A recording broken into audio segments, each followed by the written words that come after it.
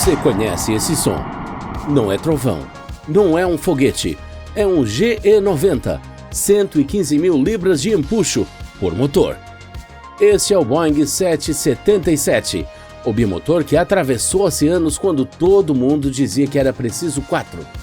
Ele destronou uma rainha, transportou mais de 1 bilhão de passageiros e estabeleceu o padrão ouro de segurança, enquanto seu próprio sucessor ainda espera nos bastidores. Como 2 motores conquistaram o voo longo e mudaram a aviação para sempre.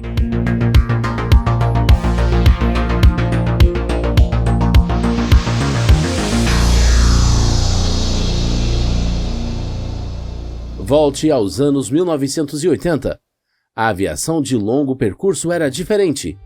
3 motores dominavam os céus. McDonnell Douglas DC-10, o Lockheed L-1011 TriStar.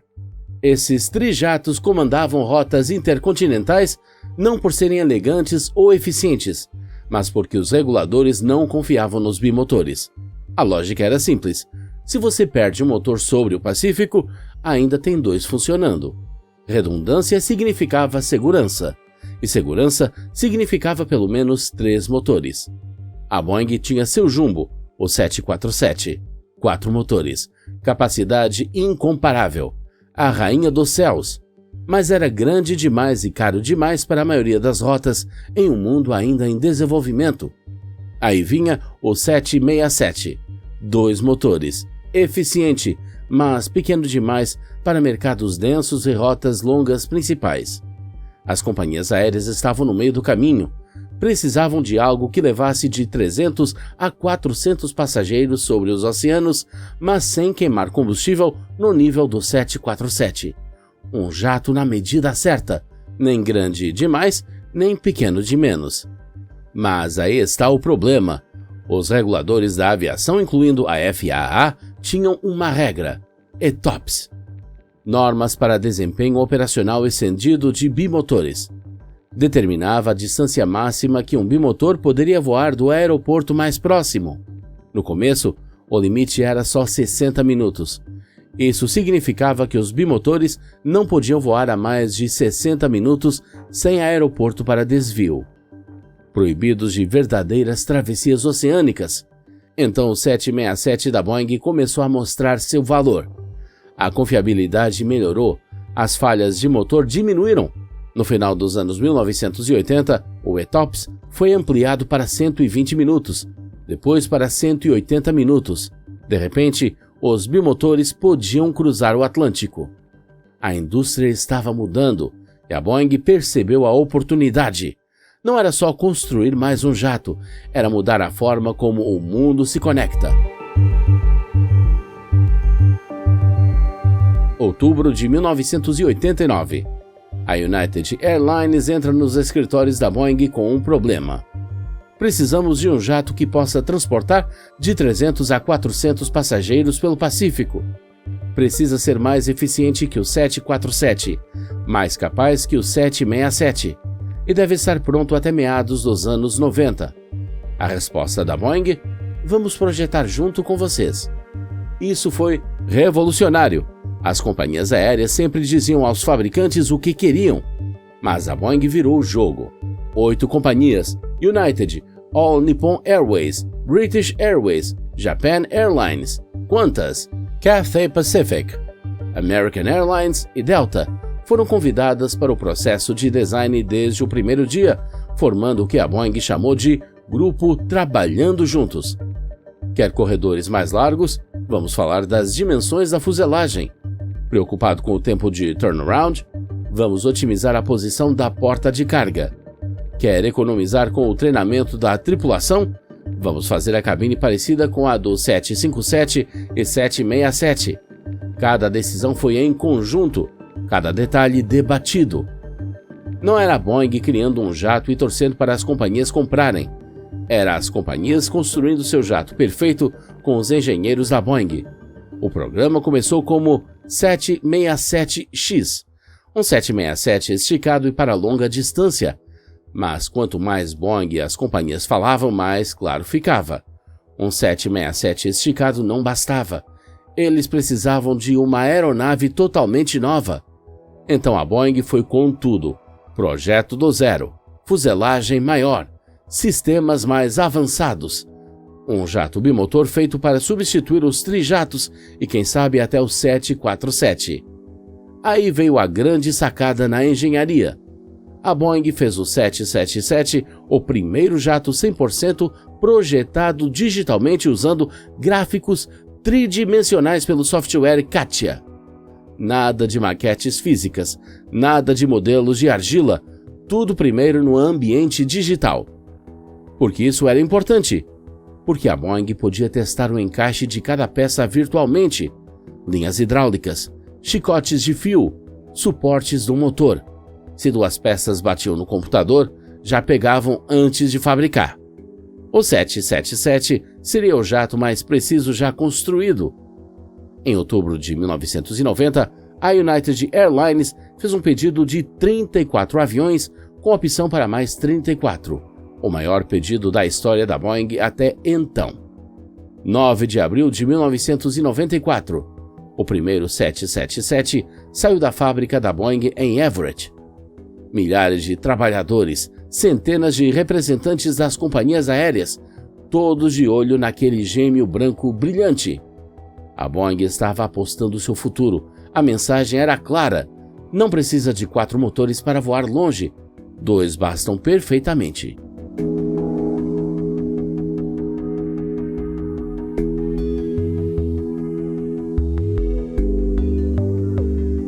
O 777 não era apenas mais um widebody. Foi uma mudança de filosofia. A Boeing sempre foi conservadora com os sistemas de controle. Cabos, polias, hidráulicos, ligações mecânicas entre o piloto e as superfícies de voo, controle direto, analógico. O 777 mudou isso. Foi o primeiro avião da Boeing com controle fly-by-wire completo, sem cabos, sem ligações mecânicas. Os comandos do piloto iam para computadores. Os computadores decidiam como mover as superfícies de controle. O fly-by-wire não era novidade, a Airbus já usava, mas para a Boeing foi um salto. Significava economia de peso, manuseio mais suave. O avião podia otimizar sua própria aerodinâmica em tempo real. Aí vieram os motores. O General Electric GE90 foi projetado especialmente para o 777, com uma potência inicial de 81.000 libras de empuxo por motor. A variante GE 115B chegou a produzir 115.300 libras de empuxo por motor. Nos testes, bateu o recorde mundial com 127.900 libras de empuxo. Para ter uma ideia, cada motor do 777-30ER produz mais empuxo que 3 dos 4 motores do 747-100 original juntos, e seu recorde de teste ultrapassou a potência total do 747-100. Só o diâmetro do ventilador é de 128 polegadas, grande o suficiente para engolir a fuselagem inteira de um 737. Esses não eram só motores. Eram façanhas da engenharia termodinâmica, mas só potência não faz um avião ser sucesso. Eficiência faz. A Boeing usou materiais compostos em toda a estrutura do 777. Plásticos reforçados com fibra de carbono na cauda. Ligas leves de alumínio-lítio na fuselagem. Cada libra economizada significava mais alcance ou mais carga. Depois tem a cabine. A fuselagem do 777 era mais larga que a do 767. Larga o bastante para 10 assentos de cada lado na econômica, mas a maioria das companhias aéreas escolheu 9 assentos para dar mais conforto. Corredores mais largos, compartimentos maiores. Os viajantes a negócios notaram. O 777 não só voava mais longe, voava melhor. A Boeing também projetou a cabine de comando pensando na semelhança. Pilotos certificados no 757 ou 767 podiam se adaptar facilmente ao 777. Layout parecido, procedimentos similares, memória muscular parecida. Para as companhias aéreas isso era ouro. Flexibilidade, eficiência, custos menores. Mas a maior inovação nem se via. Era regulatória. O Boeing 777 foi o primeiro avião a conseguir a certificação ETOPS 180 antes mesmo de entrar em operação. Isso significava que podia voar rotas até 180 minutos do aeroporto mais próximo logo de cara. Sem período de testes, sem ampliação gradual, alcance global imediato. As versões seguintes foram ainda mais longe. O 777-300ER alcançou certificação ETOPS 330. E o 777-200LR tem essa mesma classificação. São 5 horas e meia do pouso mais próximo. Aí, o mundo inteiro se abriu. Não havia lugar onde um 777 não pudesse chegar. A mentalidade da indústria mudou. 4 motores não eram sinônimo de segurança, só mais caro. O 777 validou um futuro onde os bimotores dominavam os voos de longa distância, e a Boeing foi a primeira a construir isso.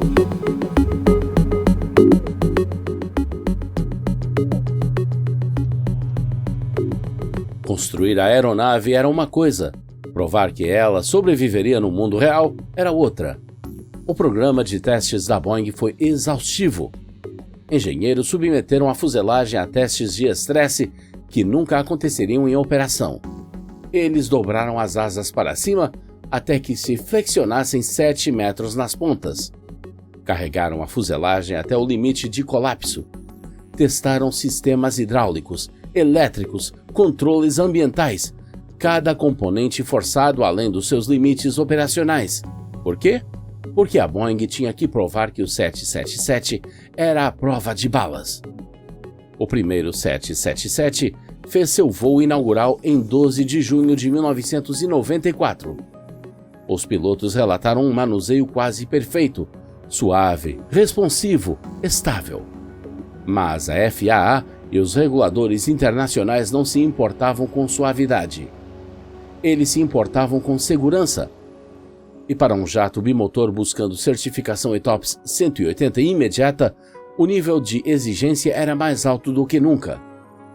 A Boeing encarou uma bateria de testes, decolagens com motor parado, pousos com apenas um motor, simulações de combate a incêndio, rejeições de decolagem no peso máximo, descidas de emergência, falhas de sistema, cenários catastróficos acumulados.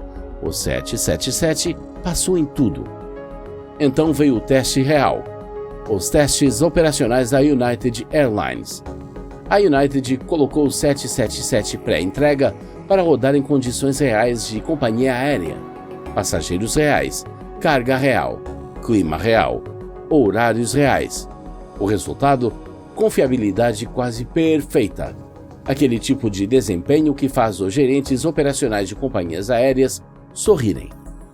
Quando a FAA finalmente concedeu a certificação, o 777 já havia se provado um dos jatos mais testados da história. E o registro de segurança que veio depois confirmou isso. Nas 3 décadas seguintes, o 777 alcançaria uma das menores taxas de acidentes entre aviões wide-body. Isso não é sorte, é engenharia. Enquanto a Airbus ainda discutia que 4 motores eram inerentemente mais seguros, o marketing do A340 literalmente dizia 4 motores, 4 voos longos. A Boeing tinha os dados. Os bimotores eram tão seguros quanto, e muito mais eficientes. A era dos trijatos estava acabando. O 777 dominou.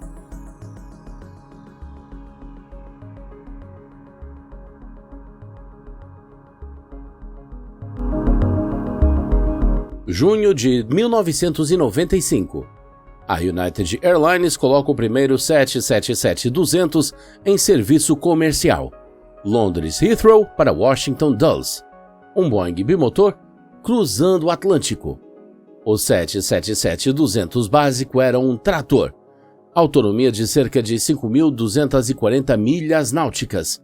Capacidade para até 440 passageiros. Cerca de 300 em 2 ou 3 classes, suficiente para rotas principais transatlânticas e transpacíficas. As companhias aéreas adoraram, os passageiros adoraram, e o livro de pedidos da Boeing explodiu. Mas a Boeing não parou por aí.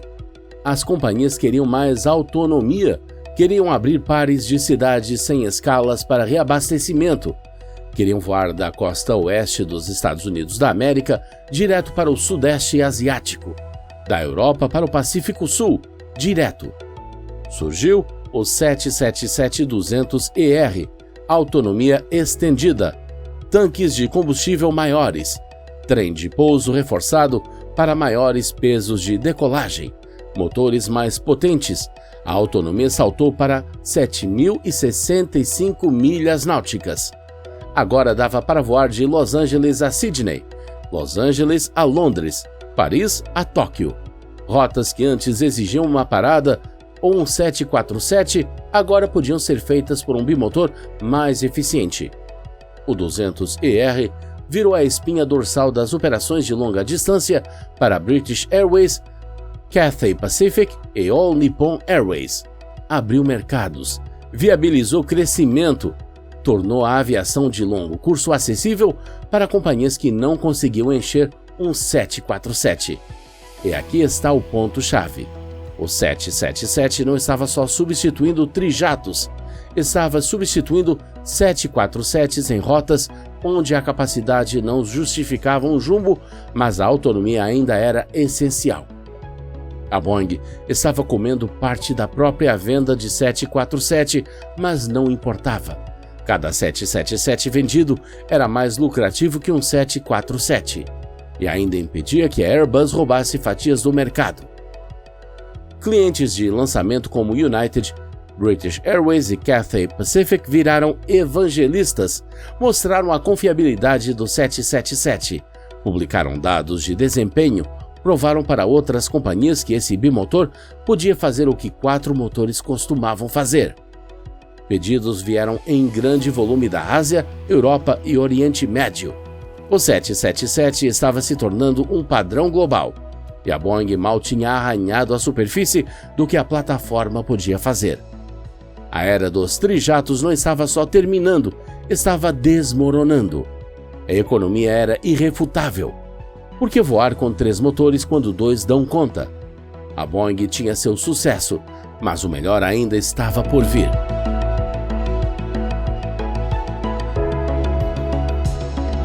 O 777-200 e 200ER provaram o conceito. Agora a Boeing podia esticar a plataforma. Primeiro veio o 777-300, uma ideia simples, deixar ele mais longo. A fuselagem cresceu 10 metros. A capacidade pulou para mais de 550 passageiros no limite máximo. Foi feito para rotas curtas com alto tráfego, onde as companhias precisavam de capacidade, mas não de alcance extremo. O 300 fez sucesso no mercado Ásia-Pacífico. Japan Airlines, All Nippon Airlines, Singapore Airlines, Cathay Pacific, companhias que operam rotas regionais densas adoraram. Tóquio para Osaka, Hong Kong para Bangkok, Xangai para Seul. Rotas com enorme fluxo de passageiros, mas sem a necessidade dos 13.500 quilômetros de alcance. O 777-300 deu às companhias uma alternativa ao 747, sem os custos dos 4 motores. Era o avião certo na hora certa. Mas a Boeing ainda tinha um problema. Rotas ultra longas, aquelas maratonas de 16 horas, ainda exigiam 747s ou o Airbus A340-500. As companhias queriam um bimotor que pudesse voar para qualquer lugar, literalmente qualquer lugar. A resposta da Boeing, o 777-200LR, longo alcance, também chamado de Worldliner. Esse avião era uma fera, alcance máximo de 8.555 milhas náuticas. Dá para voar de Nova York a Singapura, Los Angeles a Dubai, Londres a Perth, sem escalas. O 777-200LR foi um dos primeiros a conseguir a certificação ETOPS 330. Podia voar mais de 5 horas longe do aeroporto mais próximo, ou seja, não havia ponto na Terra que ele não pudesse alcançar. O 200LR provou um ponto. Com combustível suficiente e motores eficientes, um bimotor pode durar e alcançar mais do que qualquer quadrimotor. Depois veio o 777F, o cargueiro. A Boeing pegou a fuselagem do 200LR, tirou as janelas, reforçou o piso e colocou uma porta de carga gigante, a alcance de 4.900 milhas náuticas com carga completa. O 777F virou o trator do transporte aéreo moderno. FedEx, Emirates Sky Cargo, Qatar Airways Cargo e Lufthansa Cargo, todas compraram suas frotas. Substituiu os cargueiros antigos e foi mais eficiente. Mas a Boeing guardou o melhor para o final. O 777-300ER, alcance estendido, não era só mais uma variante, era a evolução definitiva da plataforma. Fuselagem maior do 300, capacidade de combustível enorme do 200LR, motor exclusivo GE90-115B com 115 mil libras de empuxo cada, asas com pontas inclinadas para melhorar o consumo, estrutura reforçada para pesos maiores na decolagem. O 777-300ER podia levar 392 passageiros em uma configuração típica de duas classes. Voava 7.370 milhas náuticas, de Dubai a Los Angeles, Sydney a Dallas, sem escalas. E fazia isso com lucro. O 300ER dava às companhias a capacidade do 747 com os custos de operação de um bimotor. O avião Goldilocks perfeito. Nem grande demais, nem pequeno demais, na medida certa. As companhias perceberam algo. Não precisavam mais dos jumbos. O 777-300ER não era só mais uma variante, era o sucessor do 747.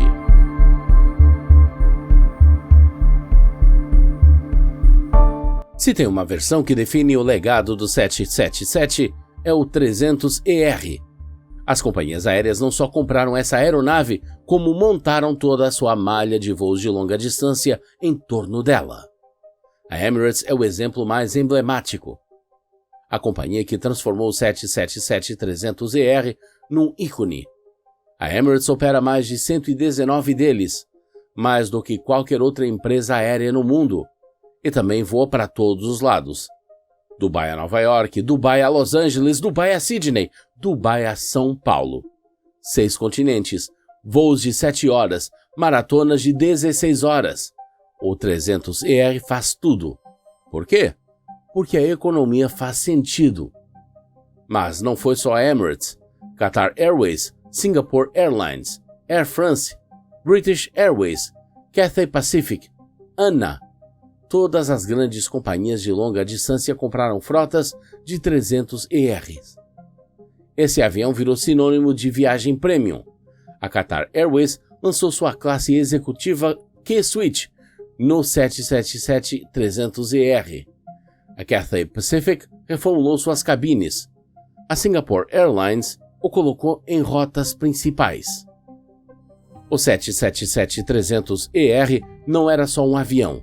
Era a base para as companhias se destacarem no serviço, conforto e imagem. E a Boeing estava fazendo dinheiro. O 777 virou o programa de widebody mais lucrativo da Boeing até hoje. Cada avião, vendido por preços premium, receita de manutenção por décadas, aluguel de motores, peças, treinamentos, contratos de suporte. A economia do ciclo de vida era inacreditável. Mas aqui está o lado sombrio do sucesso. Cada 777 vendido tornava o 747 menos relevante. Os cálculos internos da Boeing eram claros. O 747 estava virando um produto de nicho. Poucas rotas precisavam mesmo da capacidade de 500 lugares. A maioria das companhias preenchia o 777-300ER com mais frequência e com taxa de ocupação maior. A maioria das companhias aéreas preencheu o 777-300ER com mais frequência e com taxa de ocupação melhor. Então, a Boeing deixou o 747 desaparecer aos poucos. A produção foi desacelerada, os pedidos secaram, A Rainha dos Céus estava sendo destronada silenciosamente pela sua sucessora bimotora. A Boeing canibalizou seu próprio ícone, mas era a decisão certa estrategicamente, porque se a Boeing não fizesse isso, a Airbus faria. O 777-300ER acumulou marco após marco, dezenas de milhares de voos toda semana, mais de 1 bilhão de passageiros só nessa versão. O 300ER virou a cara da aviação moderna de longa distância, o avião que você via em todas as rotas internacionais principais, o avião que os pilotos adoravam pilotar, o avião instantaneamente reconhecido pelos passageiros. Esse não foi só o best-seller da Boeing, foi o avião que mudou a aviação global.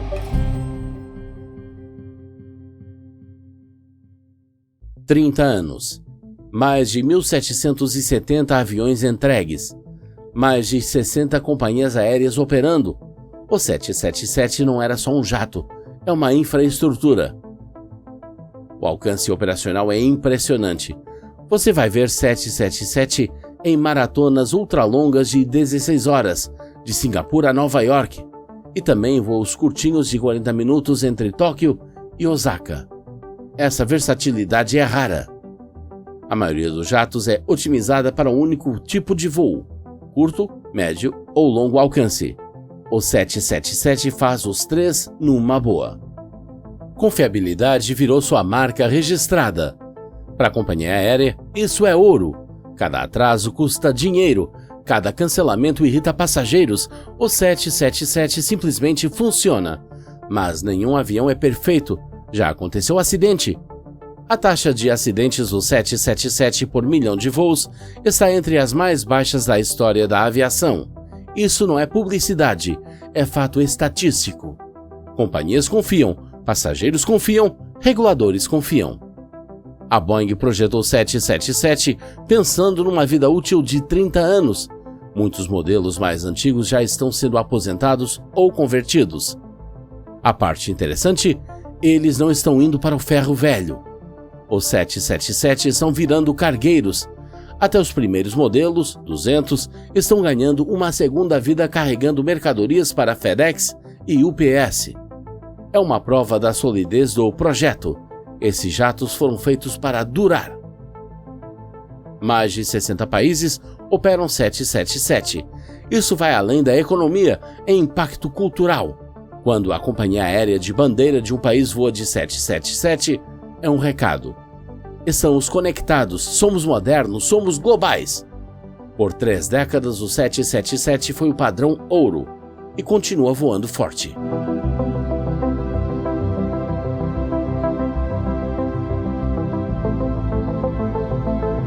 A Boeing não dominava sozinha o mercado de aviões bimotor de longa distância. A Airbus estava atenta e tinha uma filosofia diferente.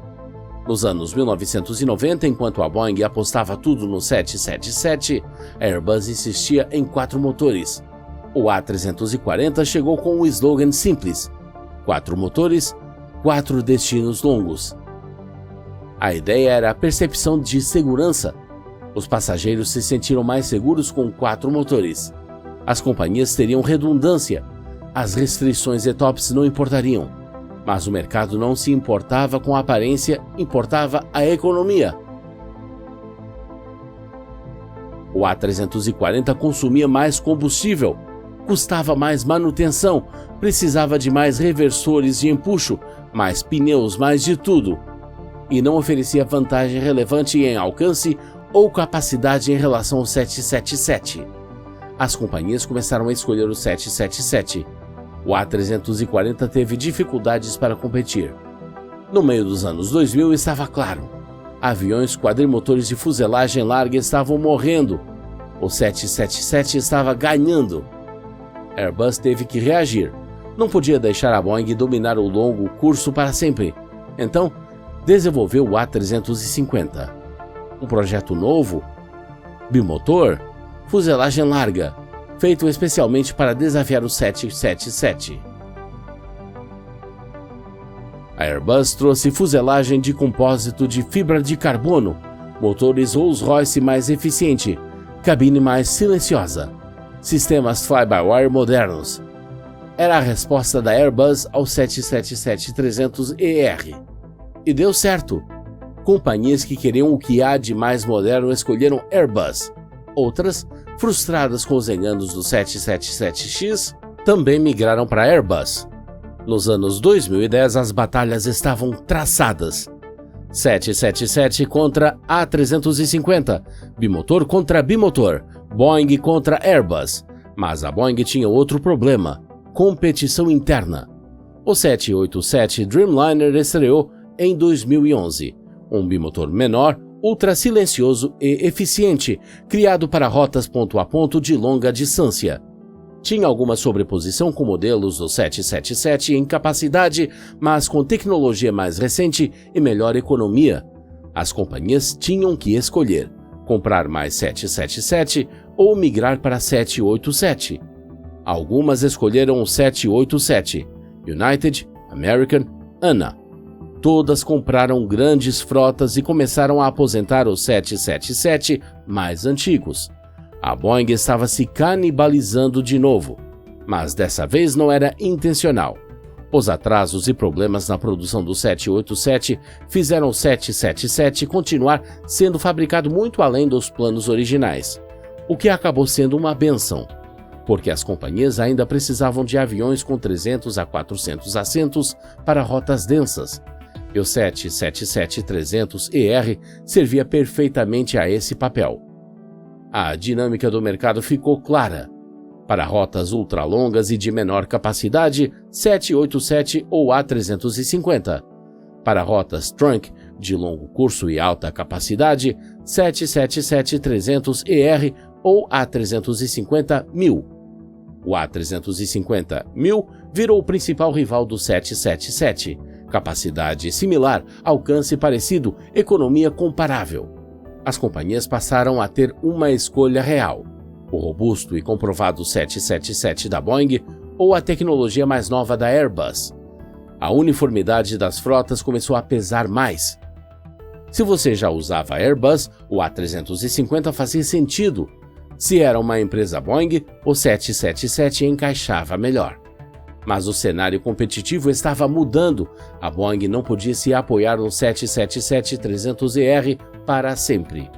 O avião estava envelhecendo, o A350 estava roubando o mercado. A Boeing precisava reagir, mostrar que a herança do 777 poderia evoluir. E aí veio o 777X.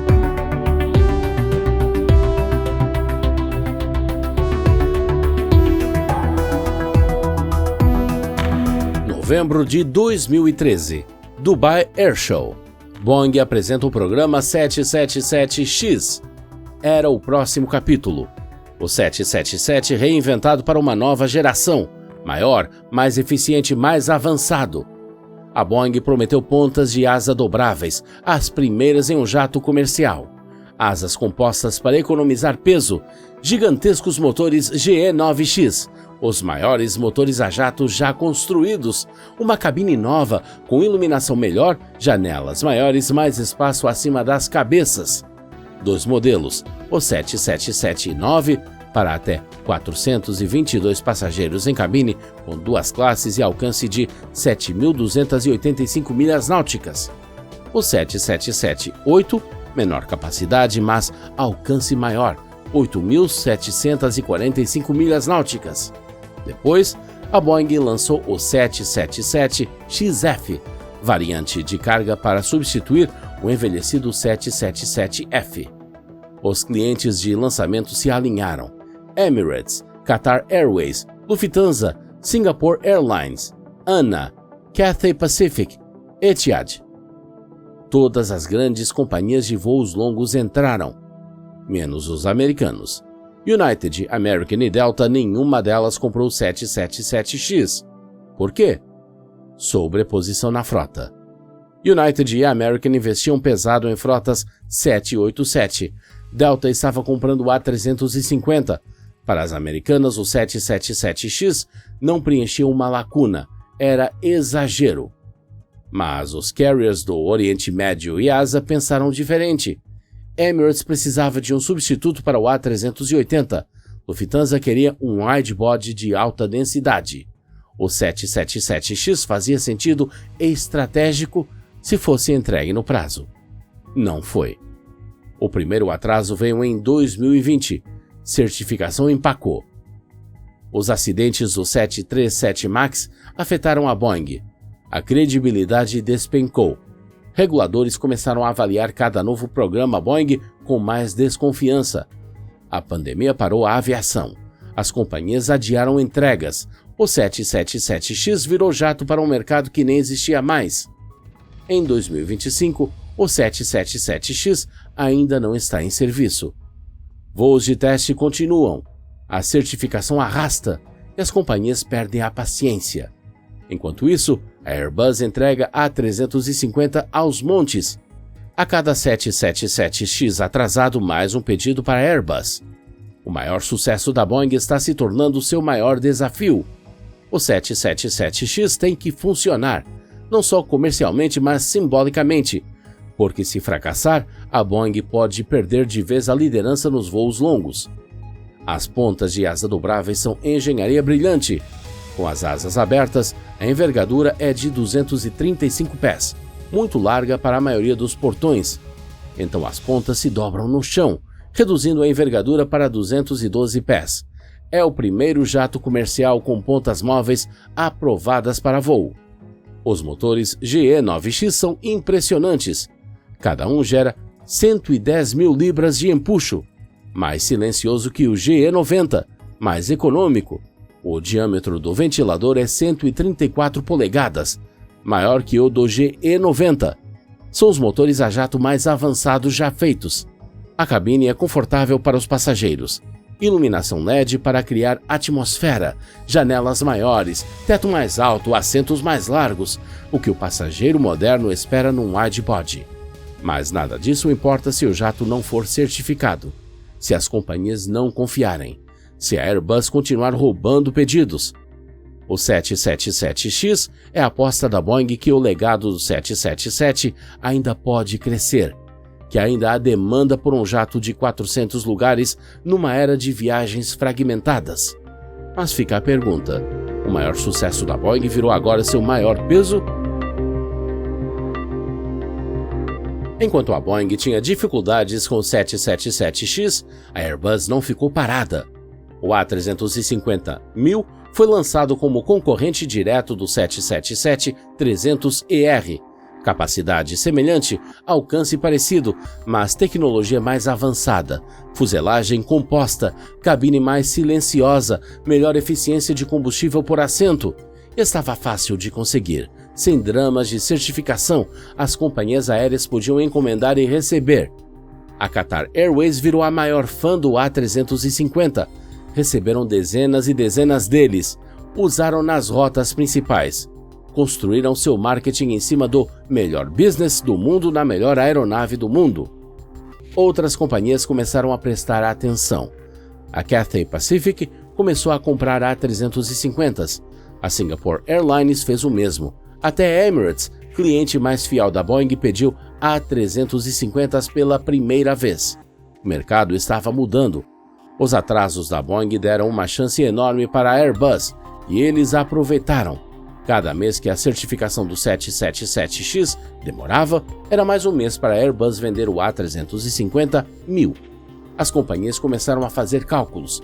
Esperar um 777X que ainda não provou nada ou comprar A350s que já estão voando?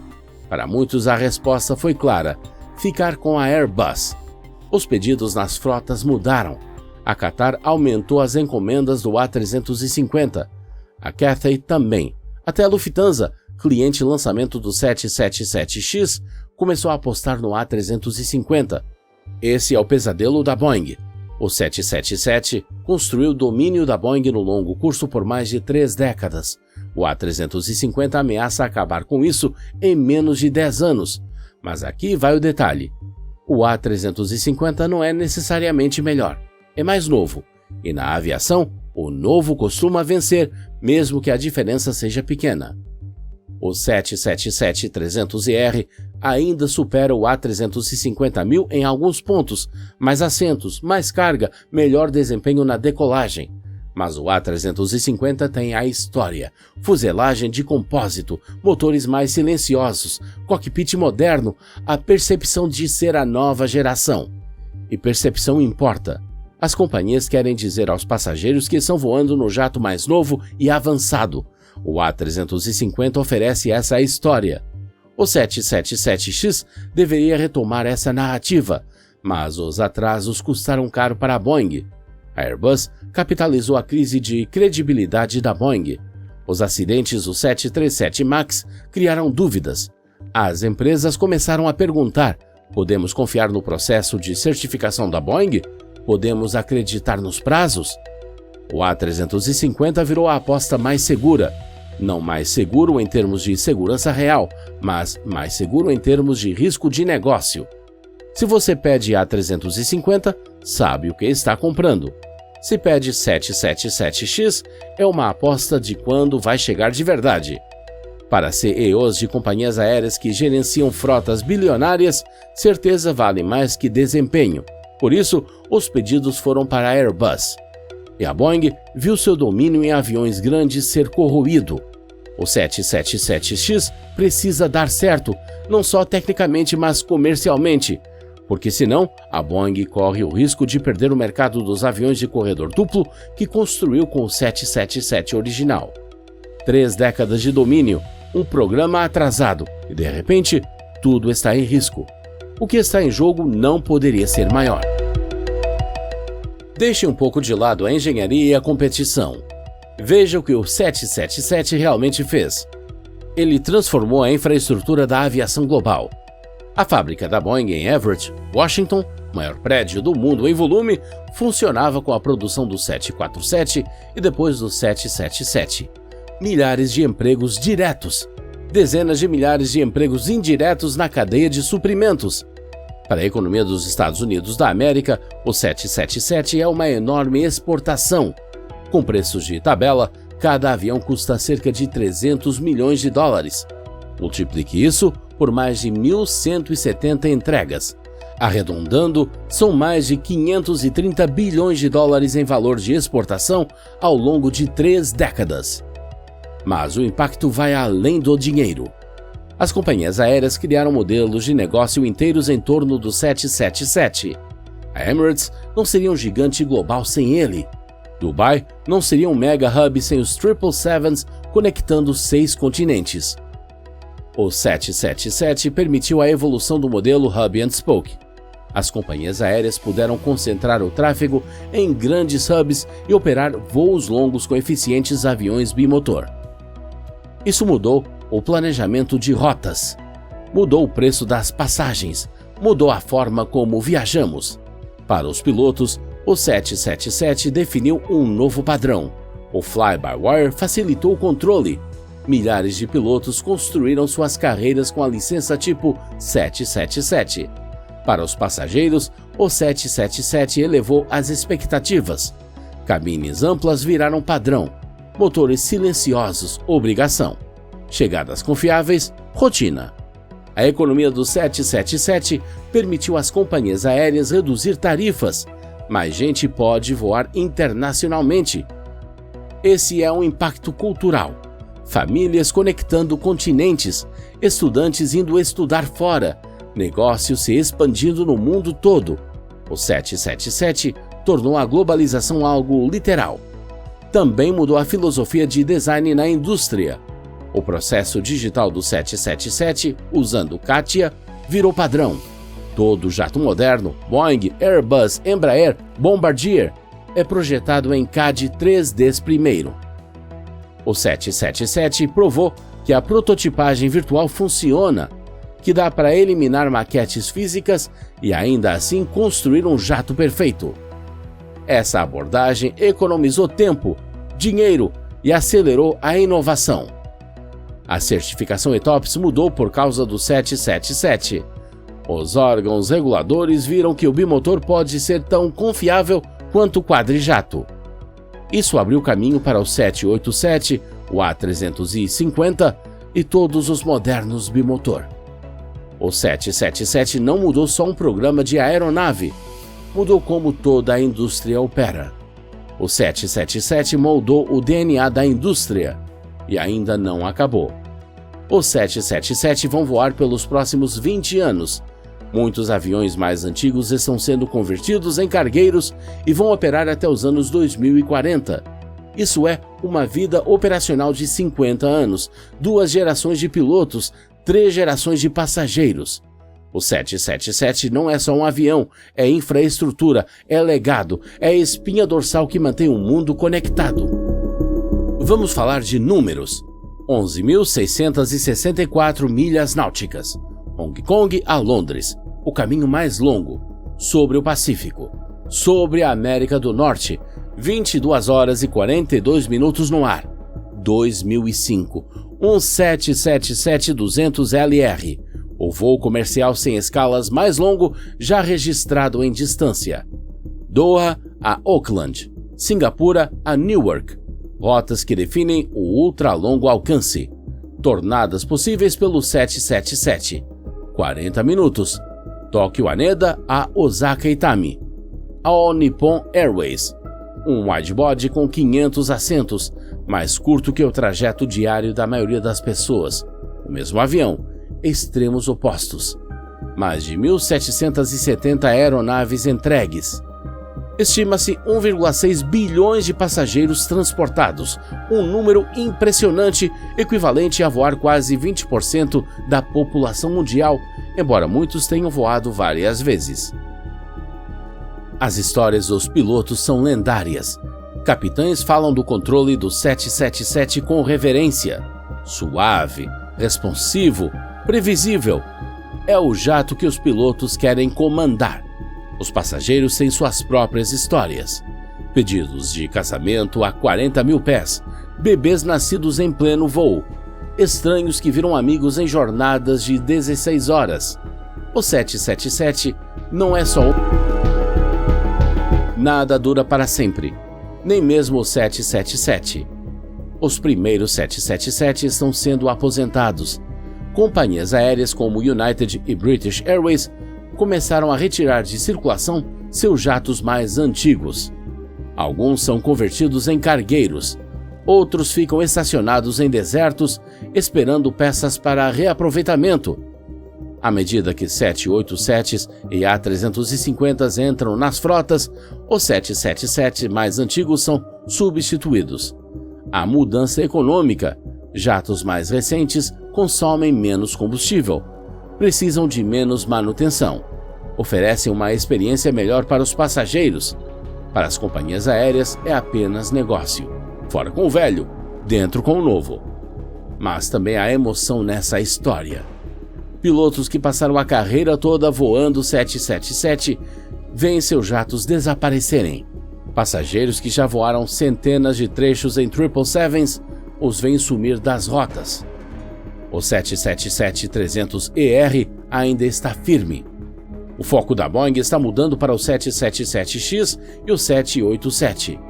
O clássico 777 está entrando em seus anos finais. Mas sabe o que é? O legado não está sumindo. Ele está se reforçando. O 777 fez pelo mercado o que o 747 fez uma geração antes. Definiu uma era, estabeleceu o padrão, tornou-se icônico. Se o 747 tornou o voo glamouroso, o 777 o tornou normal.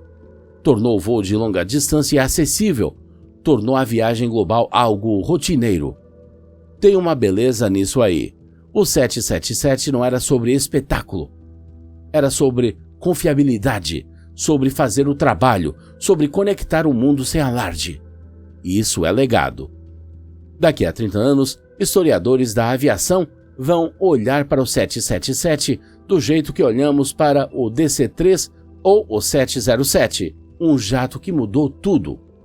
Ele acabou com a era dos trijatos, validou o ETOPS, provou que jatos bimotor podiam dominar voos longos, fez a fortuna da Boeing, viabilizou o crescimento da Emirates, ligou continentes e fez tudo discretamente, sem velocidades supersônicas, sem drama de 2 andares, só 2 motores, cabine larga e confiabilidade impecável. E por 3 décadas foi exatamente assim. Mas esses jatos vão continuar voando por mais 20 anos, mais 30 anos. O 777 estará no céu muito tempo depois da maioria de nós se esquecer do tamanho da sua importância. Esse é o sinal de um projeto excelente. Outubro de 1990. A Boeing fez uma aposta. Eles acreditavam que 2 motores eram suficientes, que aviões bimotor podiam cruzar oceanos, que as companhias aéreas confiariam em um jato sem a redundância de um trijet ou a capacidade de um 747. Foi uma jogada enorme. Bilhões em custos de desenvolvimento, a reputação da Boeing em jogo, o futuro da aviação de longo curso pendendo na balança. 35 anos depois, sabemos como isso terminou. O 777 não apenas deu certo, dominou. Tornou-se a espinha dorsal das viagens aéreas globais, remodelou as rotas, viabilizou estratégias de hubs, conectou culturas. O 777 não foi só uma resposta às necessidades das companhias aéreas. Ele moldou o que as companhias aéreas puderam fazer. Toda a estratégia das transportadoras do Golfo depende de widebodies eficientes. O 777 tornou isso possível. A conectividade Ásia-Pacífico explodiu por causa do 777. A competição transatlântica ficou mais intensa porque o 777 tornou frequência viável. As companhias podiam voar 3 777 por dia em vez de um 747. Mais opções para os passageiros. Esse é um impacto que vai além da aviação. É transformação econômica. Para os pilotos, o 777 estabeleceu um novo padrão. Para os passageiros, o 777 aumentou as expectativas. Para a Boeing, o 777 foi a salvação. O último verdadeiro avião da Boeing. Agora, o 777X representa o próximo capítulo. Se tiver sucesso, o legado do 777 continua por mais uma geração. Se tiver dificuldades, o domínio do 777 virá apenas uma nota histórica enquanto a Airbus assume o comando. Mas, independentemente do que acontecer a seguir, nada apaga o que o 777 já conquistou. O Boeing 777 mudou a aviação para sempre. A rainha dos céus pode ter sido glamourosa, mas o 777, ele fez o mundo parecer menor. E aquele rugido, o inconfundível estrondo de um GE90 em aceleração, ecoará por gerações. Este é o Boeing 777, o bimotor que mudou tudo. Antes de ir, o algoritmo do YouTube acha que você vai gostar do próximo vídeo, então por que não conferir?